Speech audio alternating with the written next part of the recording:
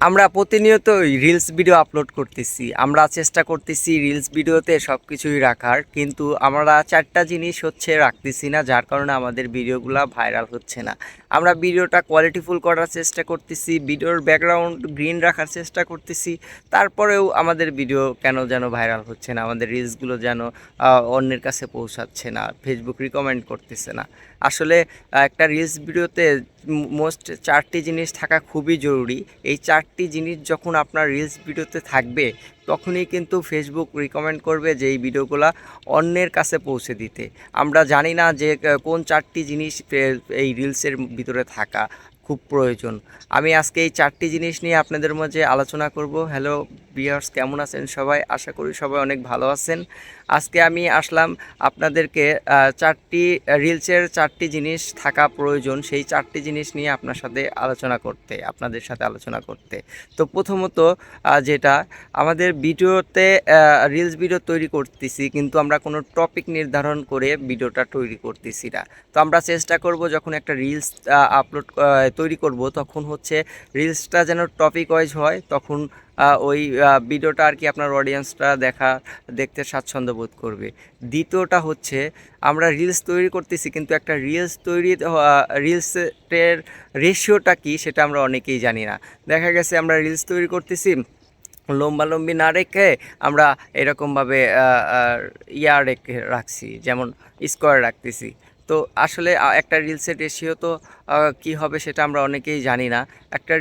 আপনি যখন reels upload করবেন, তখন আপনার ফোনটা একদম লম্বালম্বি রাখবেন। একটি রিলসের রেশিও হবে 9:16, মানে 9:16 রেশিও হবে, কিন্তু আমরা অনেকেই এই রেশিওটা জানি না, রেশিওটা ঠিক করতেছি না, যার কারণে ভিডিওটা কোয়ালিটিফুল হওয়া সত্ত্বেও লোয়ার কন্টেন্ট হিসাবে গণ্য হওয়ার কারণে ভিডিওটা কিন্তু ফেসবুক রিকমেন্ড করতেছে না, অন্যদের কাছে পৌঁছে দিচ্ছে না, রিচটা ডাউন থাকছে। তৃতীয় যে জিনিসটা সেটা আমরা ভিডিও তৈরি করতেছি, ভিডিও সুন্দর সব কিছুই রাখতেছি, কিন্তু ভিডিওটা যখন আপলোড করতেছি, তখন আমরা ভিডিওটাতে সুন্দর একটি টাইটেল ইউজ করতেছি না, একটা ক্যাপশন ইউজ করতেছি না, যার কারণে অনেকেই এই ভিডিওটার আসলে কি নিয়ে তৈরি করতেছেন সেটা না দেখে বুঝতে পারতেছে না। ভিডিওটা অন করার পরে সে বুঝতে পারবে। আর যদি আপনি একটা সুন্দর আকর্ষণীয় একটা ক্যাপশন ইউজ করতেন, তাহলে কিন্তু সে ওই ক্যাপশনটা দেখে আকর্ষণ হয়ে কিন্তু আপনার ভিডিওটা অন করার জন্য চেষ্টা করতো। কিন্তু আপনি এই কাজটা করতেছেন না, আপনি ভিডিও শুধু আপলোড করে যাচ্ছেন, কিন্তু কোনো একটা আকর্ষণীয় ক্যাপশন ইউজ করতেছেন না। তো চেষ্টা করবেন একটা ক্যাপশন ইউজ করার, কারণ একটা ক্যাপশন ভিডিও ভাইরালের জন্য প্রয়োজনীয় একটা জিনিস, যেটা খুব দরকার।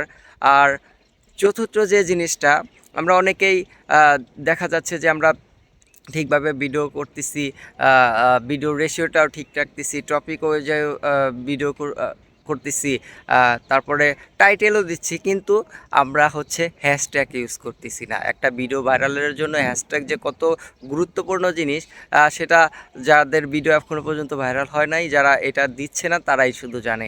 আসলে একটা হ্যাশট্যাগ আপনার ভিডিওটা কী পরিমাণ রিচ আনতে পারে, কী পরিমাণ অন্যের কাছে পৌঁছাতে পারে, সেটা আপনাদের ধারণার বাইরে। তাই চেষ্টা করবেন যখন আপনি ভিডিও আপলোড করতেছেন, তখন অবশ্যই আপনি যে ভিডিওটা তৈরি করেছেন, যে ভিডিওর মাঝে কী রেখেছেন, সেটা ভিডিও রিলেটেড কিছু হ্যাশট্যাগ দিবেন এবং ভাইরাল কিছু হ্যাশট্যাগ ইউজ করবেন, যেটা আপনার ভিডিওটি অন্যের কাছে পৌঁছাতে হেল্প করবে, কিংবা অন্যরা যে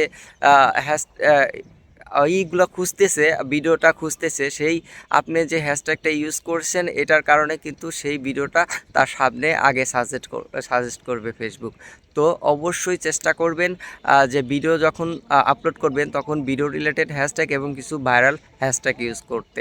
তো এইভাবে যদি আপনারা কাজ করতে পারেন, আপনারা প্রতিনিয়ত যদি এই 4টি জিনিস মেনে যদি আপনার রিলস আপলোড করতে পারেন, এবং শিডিউল মেনে যদি রিলস আপলোড করতে পারেন, আপনারা যদি নিয়মিত রিলস আপলোড করতে পারেন, অন্যের রিলসগুলো দেখে গঠনমূলক কমেন্ট করতে পারেন, আশা করি আপনার রিলসও খুব তাড়াতাড়ি ভাইরাল করবে, অন্যের কাছে পৌঁছাবে। একটা রিলস দেখবেন যে হুট করে ভাইরাল হয়ে গেছে। আমি চেষ্টা করি সবসময় টপিক ওয়াইজ ভিডিও দেওয়ার জন্য। আপনারা আমার পেজটি ফলো করে পাশে থাকবেন, যেন এই ধরনের সকল তথ্য আপনারা পেতে পারেন। তো ভালো থাকবেন সবাই। আসসালামু আলাইকুম।